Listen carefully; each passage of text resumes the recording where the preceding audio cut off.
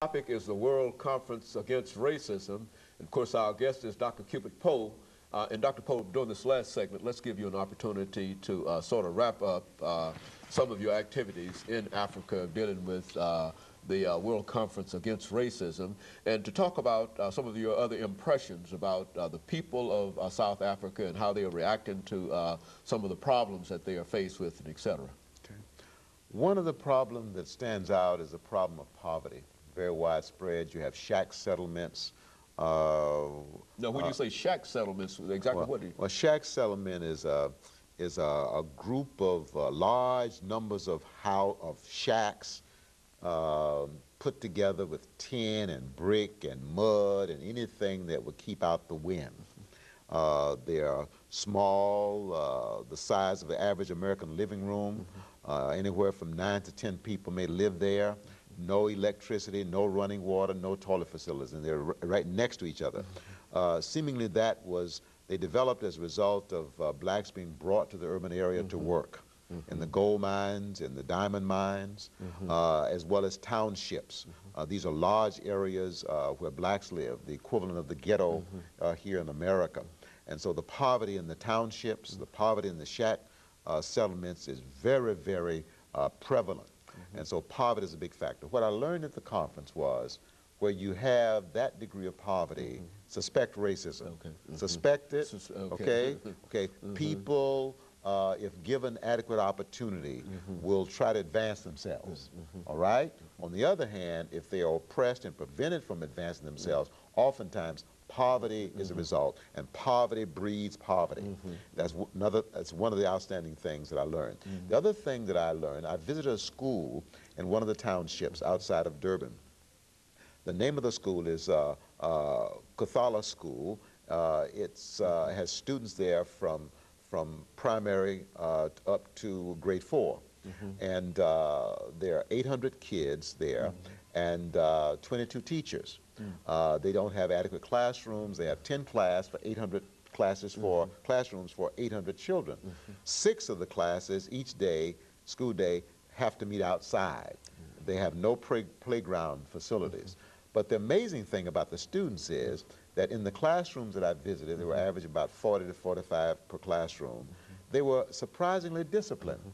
No talking to each other as I was standing there being introduced, no disruption. They were attentive, and it's an amazing thing that the girls look like the boys because they cut their hair, okay? But the instructor said, I said, you know, your students are more disciplined than our students.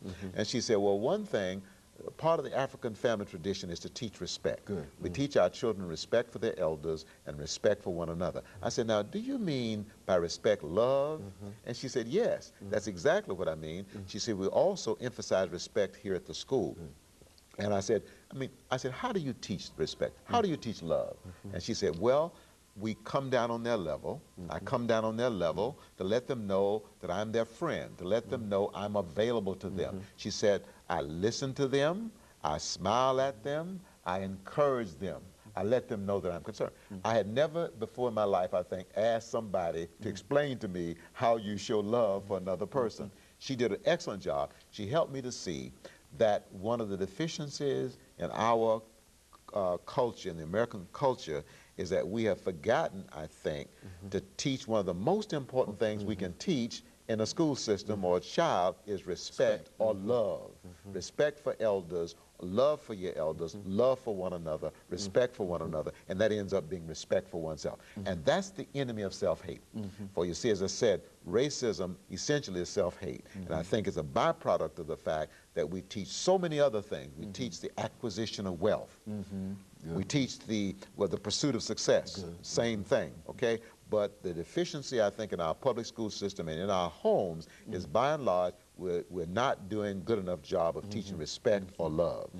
And I think we see every indication of it simply by watching the television or reading the newspapers. You see people who are doing things that are certainly not respectful toward themselves or toward others. Yes. I think I would agree with that. I certainly would agree with that. Now, Dr. Poe, looking at this whole conference, this is the second conference, I understand.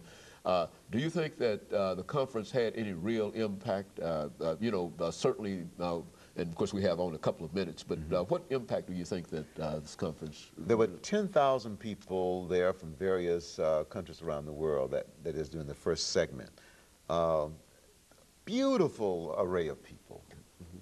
These people networked with each other, they talked with each other, they shared with each other, and that's how I was able to broaden my perspective. It wasn't so much what was being reported in the press. Now, the press was talking about the controversial issues of reparations as well as the Palestinian question.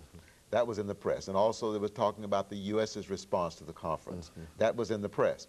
And there were some people who believed that unless the conference could agree on a position that was acceptable to most of the delegates about the Palestinian question, unless they could agree on the position that the conference should take regarding reparations, that the conference would not be a success.